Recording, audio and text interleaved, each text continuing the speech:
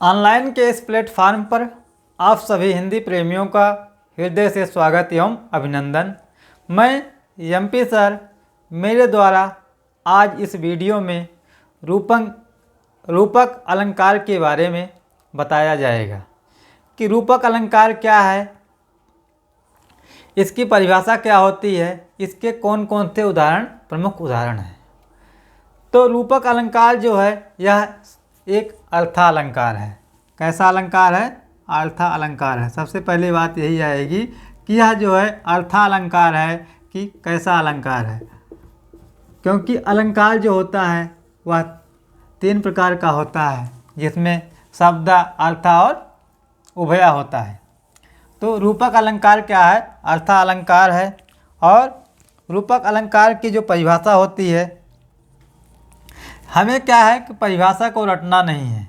अगर हम अलंकार की बात करें कि कैसे हम किसी भी अलंकार की परिभाषा को कैसे बिना रटे कैसे तैयार करें, तो इसमें हमें जानना हो हाँ इसका क्या होता है। अर्थालंकार में आपको एक कारण कार्य मिलता है कोई शब्द, और एक मिलता है जो उपमेय उपमान होता है। इन शब्दों को यदि हम जान लेते हैं तो हमें कोई भी परिभाषा बनाने में आसान होगा, और जो भी परिभाषा हमसे पूछी जाएगी वह परिभाषा हमारी कभी गलत नहीं होगी, क्योंकि यह पूछा जाता है कि रूपक अलंकार कैसा अलंकार है, शब्द है कि अर्थ है कि उभय है। तो सबसे पहले बात आती है कि रूपक अलंकार जो है वह अर्थालंकार है। रूपक अलंकार में क्या होगा, इसकी परिभाषा पूछी जाएगी या तो इसके उदाहरण पूछे जाएंगे। ये 3 तरह के प्रश्न यहाँ पर पूछे जाते हैं। तो सबसे पहले हम इसकी परिभाषा देखते हैं। जो रूपक अलंकार है इसकी परिभाषा कैसे होती है, क्या इसमें होता है परिभाषा। तो रूपक अलंकार की परिभाषा में कि जहाँ उपमेय उपमान का उपमेय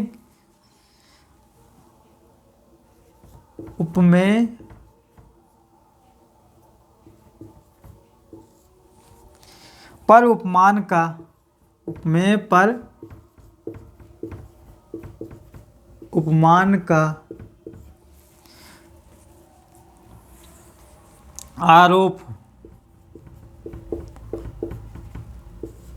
उपमेय पर उपमान का आरोप या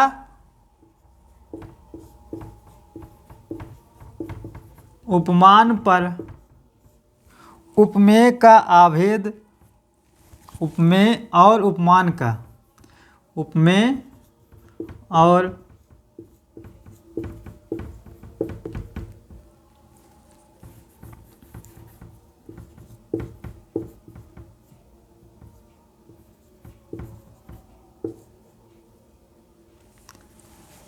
उपमेय पर उपमान का आरोप या उपमान और उपमेय का आभेद ही रूपक है, का आभेद ही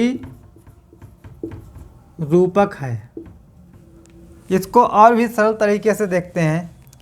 अथवा जहाँ उपमेय को उपमान के रूप में दिखाया जाए, अथवा जहाँ उपमेय को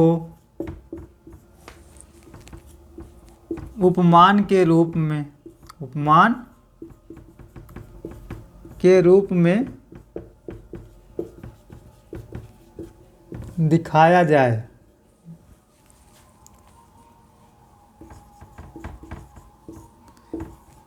वहाँ रूपक अलंकार होता है।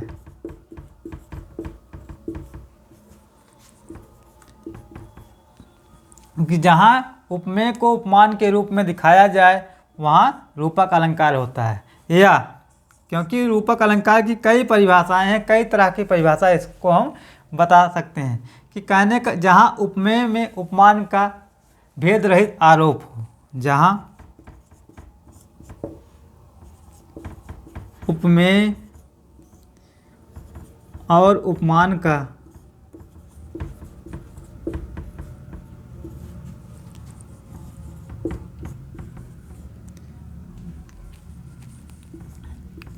भेद रहित आरोप हो।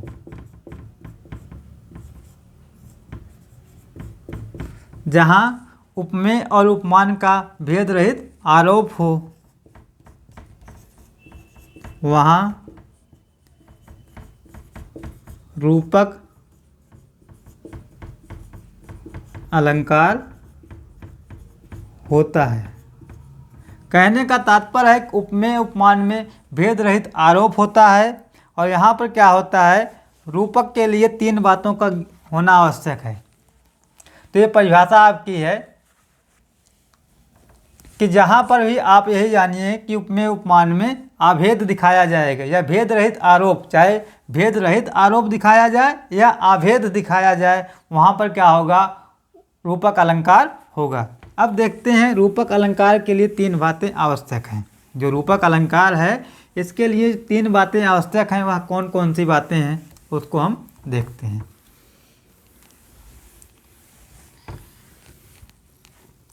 तो रूपक के लिए 3 बातों का होना आवश्यक है। रूपक के लिए 3 बातों का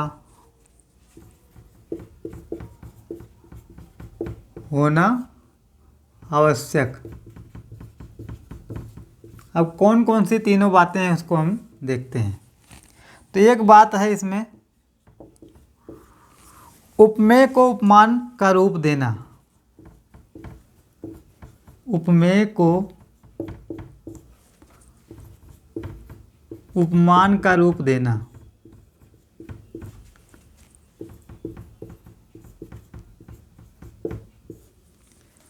जो दूसरी बात इसकी है वह है वाचक पद का लोप। जहाँ उपमा अलंकार में क्या होता था, वाचक पद मिलता था, यहाँ पर वाचक पद का क्या होता है, लोप। वाचक पद का लोप।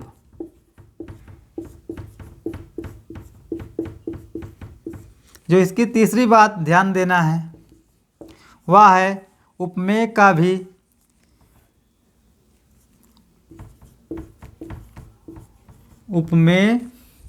का भी साथ साथ वर्णन।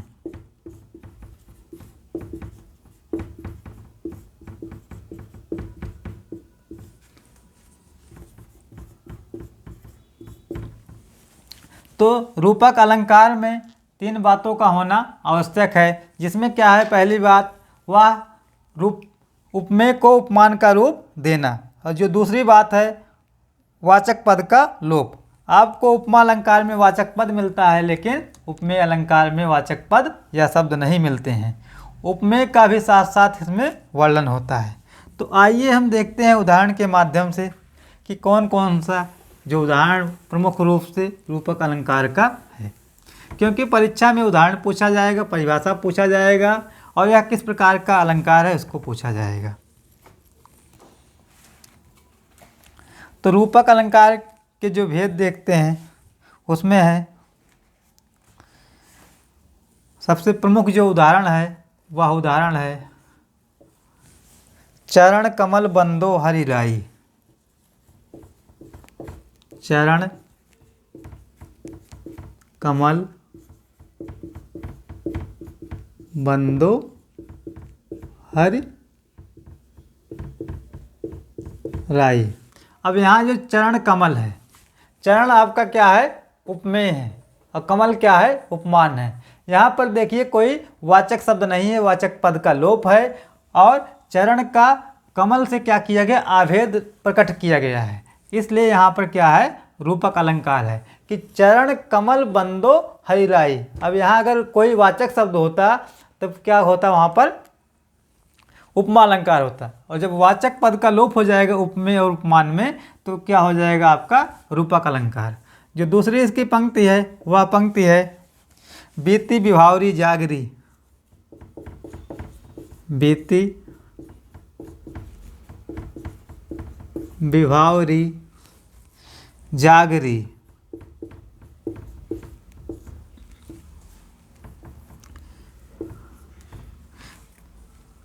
अंबर पनघट में, अंबर पनघट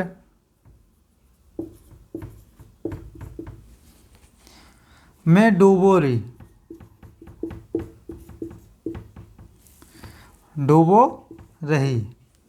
अंबर पनघट में डूबो रही, तारा घट उषा नागरी।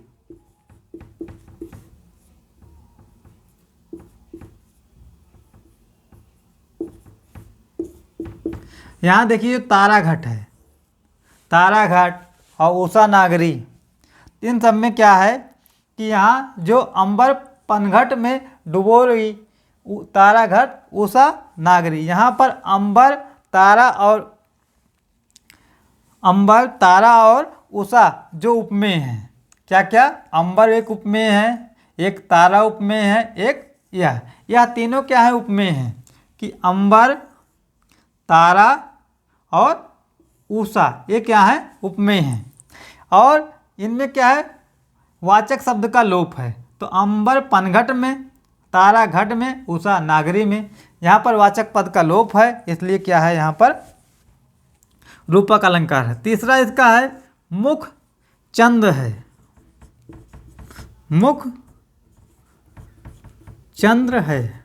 अब यहाँ मुख को ही चंद्र बता दिया गया है, मुख को चंद्र बताया गया, इसलिए यहाँ पर क्या है, रूपक अलंकार है। अगली जो पंक्ति है वह है मुख कमल समीप सजे थे। मुख कमल समीप सजे थे, समीप सजे थे, दो किसलय दल पुरैन के, दो किसलय दल पुरैन के। अब यहाँ देखिए मुख और कमल, यहाँ पर क्या हो गया, मुख का कमल से अभेद प्रकट किया गया, इसलिए यहाँ पर क्या है, रूपक अलंकार है। आगे जो और उदाहरण है उनको हम देखते हैं रूपक अलंकार के, क्योंकि परीक्षा में क्या पूछा जाएगा, उदाहरण और उसकी परिभाषा। आगे है कि मैं तो चंद खिलौना ले हूँ, मैं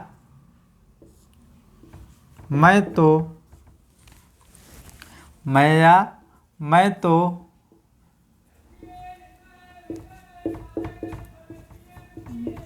चंद्र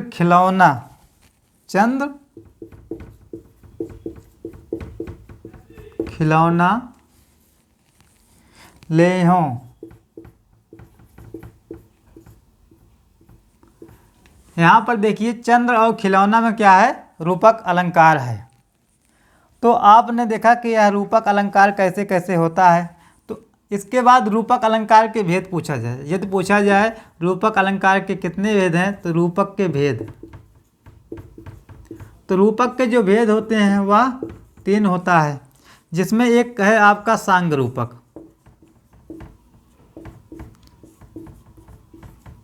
सांग रूपक, दूसरा है निरंग रूपक,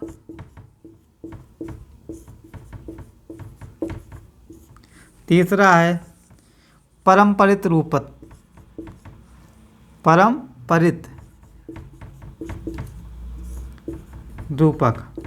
पूछा जाए रूपक अलंकार के कितने भेद हैं, तो उसके 3 भेद हैं, जिसमें आपका सांग रूपक, निरंग रूपक और परम्परित रूपक होता है।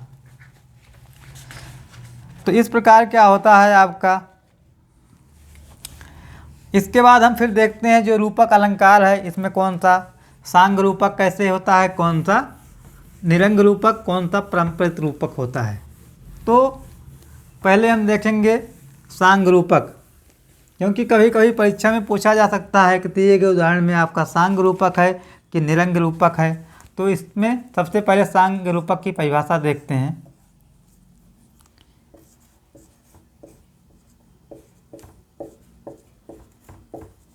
सांग रूपक की जो परिभाषा है, जहाँ उपमेय पर,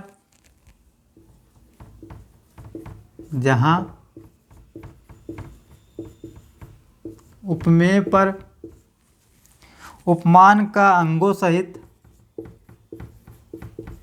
उपमान का अंगों सहित आरोप किया जाए।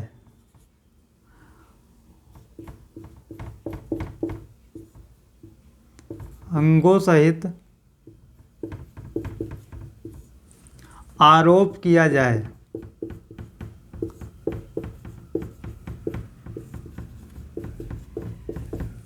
क्या है कि जहां उपमेय पर उपमान का अंगों सहित आरोप किया जाए वहां आपका सांग रूपक होता है। अब सांग रूपक के जो उदाहरण हैं,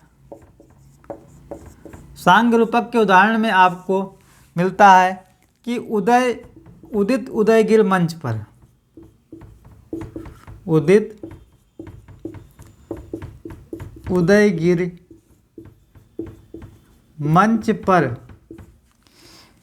रघुवर बाल पतंग, रघुवर बाल पतंग। अब बिकसे संत सरोज सब, बिकसे संत सरोज सब, हर्षे लोचन भृंग।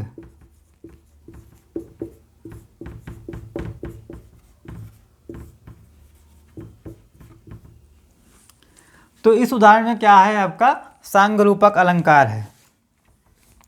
जो दूसरा उदाहरण जो प्रमुख है उसको हम देखते हैं सांग रूपक अलंकार का, कि सस नील नभ सखी,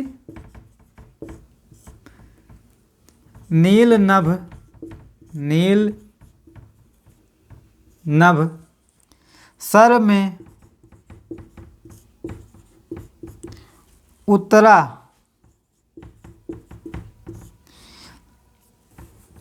उतरा या हंस, या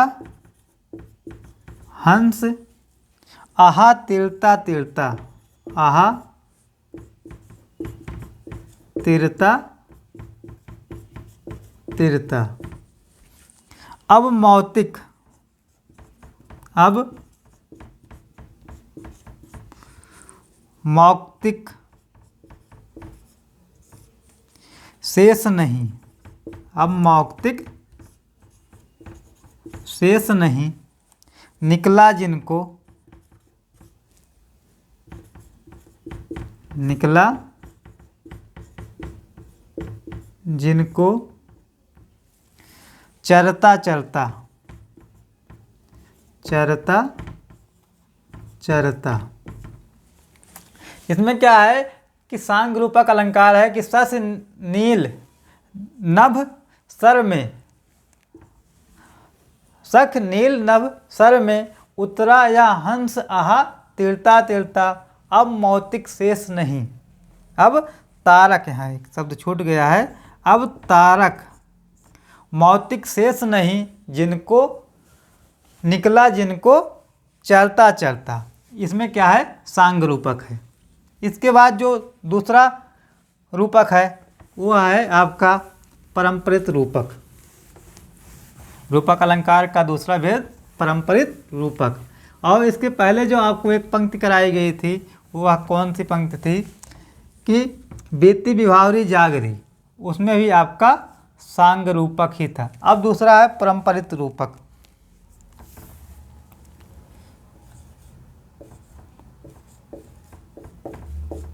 परंपरित रूपक, परंपरित रूपक क्या होता है, इसमें है कि जहां बाद में आने वाला रूपक, जहां बाद में आने वाला रूपक, आने वाला रूपक पहले आए हुए रूपक, पहले आए हुए रूपक पर आश्रित हो, पर आश्रित हो।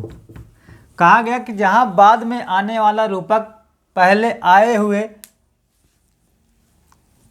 पहले आए हुए रूपक पर आश्रित हो, वहाँ पर क्या हो, परंपरित रूपक होता। उदाहरण इसका देखते हैं, जैसे उदाहरण में क्या है, इसका उदाहरण राम कथा सुंदर कर तारी। राम कथा सुंदर कर तारी और संशय विहग उड़ावन हारी। संशय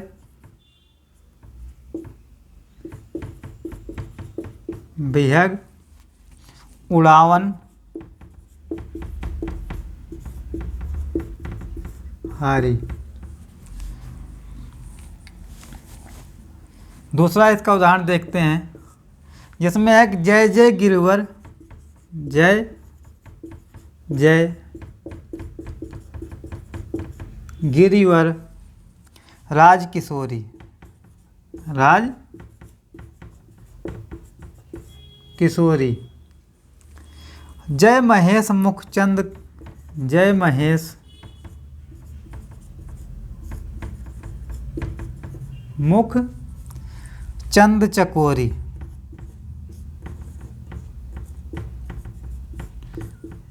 यहाँ देखिए मुखचंद है, मुखचंद होने के कारण यहाँ पर क्या है, रूपक अलंकार ही है, क्योंकि मुख और चंद में क्या है आपका, यहाँ पर वाचक शब्द नहीं दिया गया है। और जो इसका अंतिम वह है, वह भेद है रूपक अलंकार का, वह है परंपरित रूपक। उसको देखते हैं, इसके बाद यह रूपक अलंकार आपका समाप्त हो जाएगा। रूपक का तीसरा भेद परंपरित रूपक, और तीसरा भेद निरंग रूपक है। परंपरित रूपक हो गया है, निरंग रूपक। तो निरंग रूपक में क्या होता है कि जहाँ उपमेय पर उपमान का, जहाँ उपमेय पर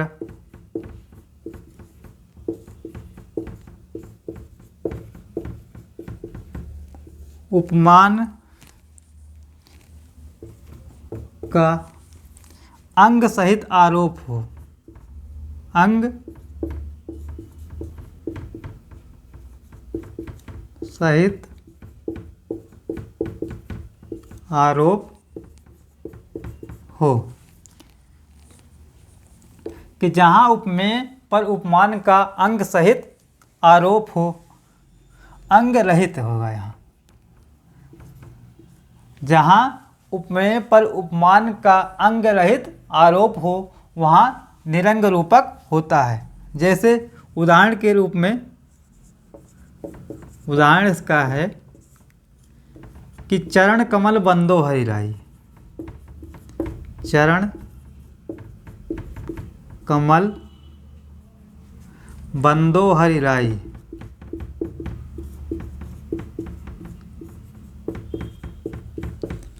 यहाँ पर क्या है, निरंग रूपक है। और जो दूसरा इसका उदाहरण है, उसमें क्या है कि मुख कमल, मुख कमल समीप सजे थे। मुख कमल समीप सजे थे, किसलय दल पुलैन के। यहाँ भी निरंग रूपक है। आगे, अवधेश के बालक चार्य सदा। अवधेश के बालक चार्य सदा।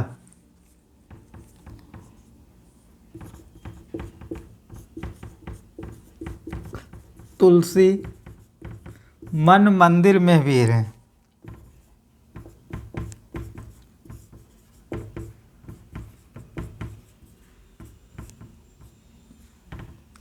कि अवधेश के बालक चार सदा तुलसी, यहाँ मन मंदिर देखिए आया, यहाँ पे क्या है, यहाँ मुख कमल आया, चरण कमल आया। इस प्रकार क्या है रूपक अलंकार यदि उसका भेद नहीं पूछता है तो यह किसके अंतर्गत आएगा, रूपक अलंकार के अंतर्गत आएगा।